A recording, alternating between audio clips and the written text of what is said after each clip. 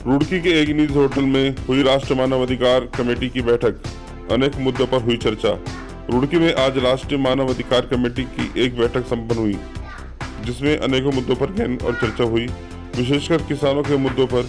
जिस प्रकार Dhanashree agro private limited Iqbalpur sugar mill की किसानों के बकाया भुगतान पर चर्चा हुई, जिसकी अध्यक्षता डॉक्टर आनंद वर्धन, पूर्व जज एफ चीफ मिशन कैबिनेट राष्ट्रीय मानवाधिकार कमेटी और सदस्य अंतर्राष्ट्रीय काउंसिल ऑफ ह्यूमन राइट्स ने प्रेस कॉन्फ्रेंस को संबोधित करते हुए डॉक्टर आनंद वर्धन ने किसानों के हितों को ध्यान में रखते हुए केंद्र सरकार द्वारा 3 अध्यादेश बिल में संशोधित करने की मांग की। और उन्होंने पत्रकारों को बताया कि कमेटी के द्वारा एक पत्र माननीय प्रधानमंत्री को लिखा गया, जिसमें उन्होंने किसानों के हित का ध्यान रखते हुए न्यूनतम मूल्य में वृद्धि की मांग। प्रेस कॉन्फ्रेंस में उपस्थित किसानों convener Mohammed Adil deputy cabinet Praveen Chaudhary ने जानकारी देते हुए बताया कि जल्द ही एक प्रतिनिधिमंडल प्रदेश के राज्यपाल व डिस्ट्रिक्ट मजिस्ट्रेट से मिलेंगे और शुगर मिल इकबालपुर का बकाया भुगतान की मांग करेंगे। राष्ट्रीय मानवाधिकार चीफ कैबिनेट डॉक्टर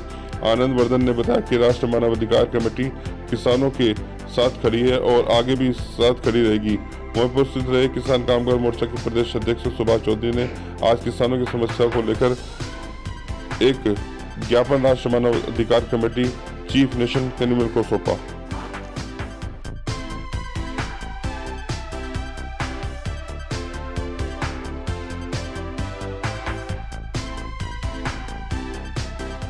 एक प्रोग्राम था जिसमें मुख्य मुद्दा किसानों का रहा और इकबालपुर शुगर फैक्ट्री का रहा, जो किसानों को 2 साल का बकाया पैसा है, उसमें सभी चर्चा हुई।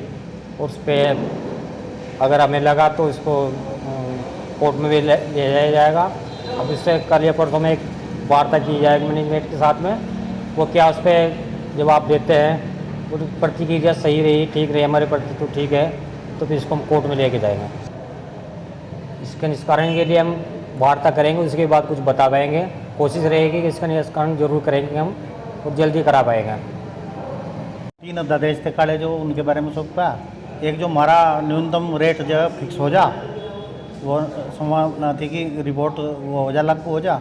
और जी एक हमारा 2 साल का परमिट करने का फंसाया, वो उसके बारे में वो कोर्ट में चल रहा है। उसके बारे में कहा गया है ना जज साहब को, कोर्ट में हमारा मदद करी जा हमारी किसानों की। उस वहाँ सी केस को वो फाइनल कराया कि हम उसका परमिट दिया जा। जज साहब ने हमें आश्वासन दिया, वो हमारी मदद करेंगे कोर्ट में भी।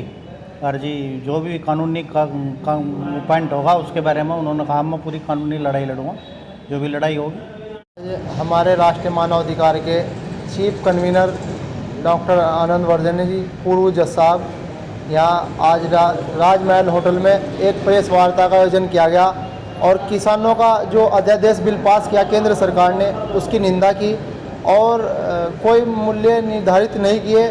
कुछ हमारे चीफ कन्वीनर ने एक पत्र लिखा था प्रधानमंत्री जी नरेंद्र मोदी जी को, उन्होंने संज्ञान में लेके उस पर जो है रबी फसलों के भाव को ये भी निर्धारित नहीं किया। इसलिए से हमारा भी संघर्ष जारी रहेगा और जब तक केंद्र सरकार इस बात को नहीं मानती तो जब तक हम इस लड़ाई को लड़ते रहेंगे।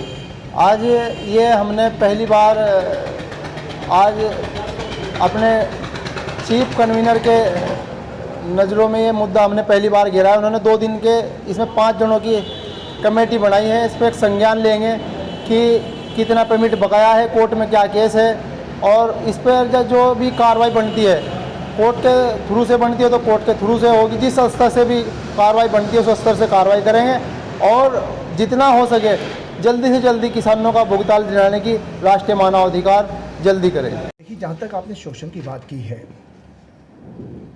शोषण तो कहते हैं ना कि जो अत्याचार करता है वो तो अत्याचारी है ही, सहने वाला और अधिक अत्याचारी है। अगर हम अपने अधिकारों के बारे में नहीं जानते और उसके लिए संघर्ष नहीं कर रहे हैं तो ये हमारी अपनी कमी है। पर हम आपको ये विश्वास दिलवाते हैं कि नेशनल ह्यूमन राइट कमेटी आपके साथ, किसानों के साथ इस मुद्दे पे है और आज से ही नहीं, पिछले 1-1.5 महीने से जब से ये विधेयक की बात आई है, हम लोगों ने केंद्र सरकार से भी इस विधेयक में संशोधन की बात की है।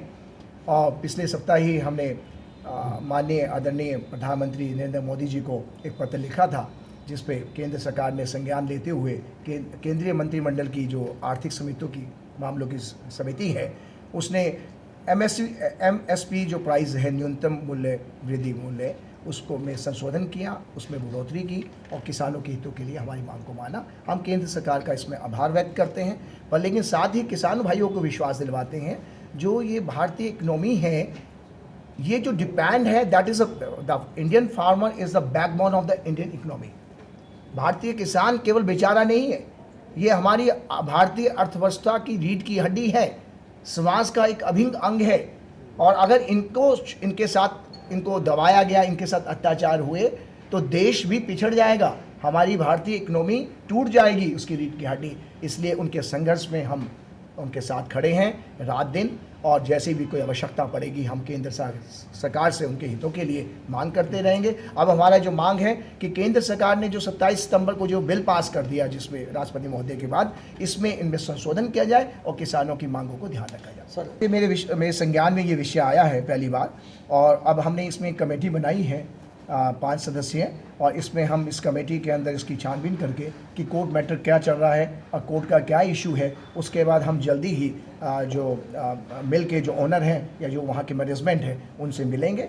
हमारी कमेटी मोहम्मद आदिल जी और समा जी आई हुई हैं, और दूसरे लोग साथी हैं, परवीन चौधरी हैं, हमारे चौधरी मगन सिंह जी हैं और आशीष चौधरी, इनकी 5 सदस्यों की कमेटी, और सुभाष जी को उसमें इंक्लूड करेंगे, कुछ किसान यूनियन के सदस्यों को भी उसमें इन्वॉल्व करेंगे कि वो अपने सुझाव दें।